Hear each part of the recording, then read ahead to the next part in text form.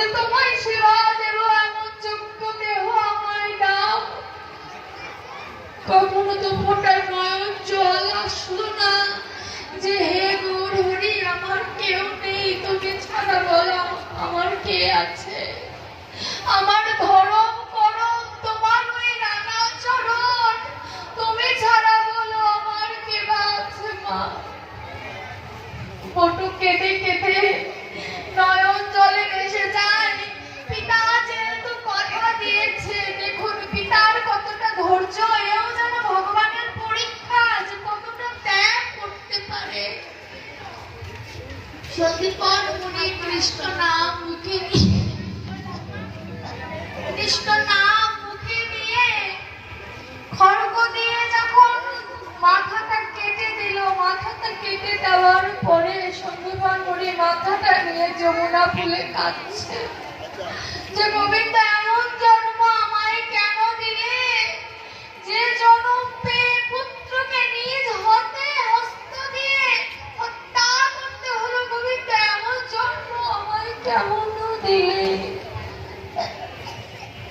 এমন জন্ম আমায় কেন দিলে। ইহ জগতের কোন পিতা বা মাতাকে যদি বলে যে বৈষ্ণব সেবার বিনিময়ে তোমার পুত্রের মাথাটা চাই, কোন পিতা মাতা রাজি হবে? কেউ রাজি হবে না। এমন ভক্ত বৈষ্ণব যদি না হয় তাহলে এটা সম্ভব না। দিয়েছিল এক দাতা কর্ণ আর এই সন্দীপন মুনি, এই দুজন ব্যক্তি সন্তানের বলি দিয়েছিল বৈষ্ণব সেবা দেওয়ার জন্য। আর খুঁজে পাওয়া যায় না তেমন যে এতটা ত্যাগ থাকতে পারে সেই বৈষ্ণব সেবা দেওয়ার জন্য।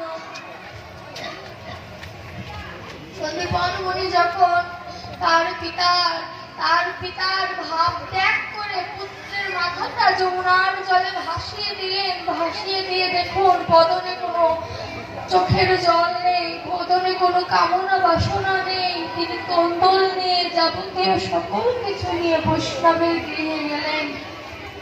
এদিকে নারদ মুনি ব্রহ্মা সকলে তো রয়েছেন চারজন, তাদের সুন্দর করে রন্ধন করে তাদের সেবা দিলেন। সেবা নেওয়ার পরে বলছে তুমি আমাদের কাছে কি আশীর্বাদ চাও?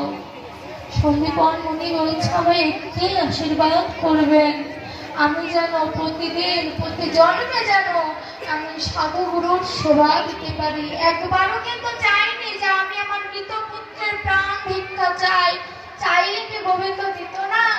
গোবিন্দের এটাই পরীক্ষা যে আমার ভক্ত আমাকে কিছু চায় কিনা। যে ভক্ত আমার কাছে কিছু চায় না, সে ভক্তের মনোবাসনা যদি সকল কিছু আমার চরণে দিয়ে দেয়, তার গতি আমি করি। শেষের গতির বিষয়টাই, মূল বিষয়বস্তুটাই এখানে লুকিয়ে আছে। যখন সন্দীপন মুনি নারদের কাছে, নারায়ণের কাছে, ব্রহ্মার কাছে, স্বয়ংবর কাছে যখন কিছুই চাইল না, তখন বলল ভগবান যে সন্দীপন মুনি তুমি কিছু লুকাচ্ছ, তোমার ভিতরে ব্যথা আছে, খুলে বলো, খুলে বলো তোমার কি হয়েছে, আমায় খুলে বলো। সন্দীপন মুনিকে যখন বারবার এই মতো প্রশ্ন করছে, তখনও কিন্তু রূপটা দেখায়নি যে তারা কি, দেখালে তো ভক্ত অবশ্যই ভগবান। তখন যদি ভক্ত চেয়ে বসে আমার পুত্রের প্রাণ ভিক্ষা দাও, তখন নারদ মুনি জিজ্ঞাসা করছে বারবার। যখন নারায়ণ প্রশ্ন করাতে যখন উত্তর দিচ্ছে না, নারদের চোখে জল। নারদ তো তার দিব্য নয়ন দিয়ে সকল কিছু দর্শন করেছে, নারদও তো ভক্ত স্বভাবের, নারদের চোখে জল আর পড়ছে না, কারণ ভক্ত কখনো ভক্তের কষ্ট সহ্য করতে পারে না। এটাই ভক্তের চরিত্র।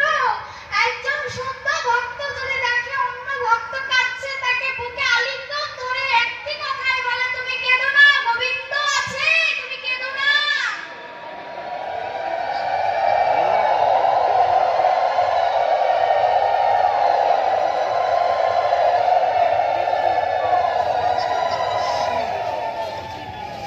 একটি কথাই ভক্ত অপর ভক্তকে বলে, তখন এমন করে বলছে সন্দীপন মুনি।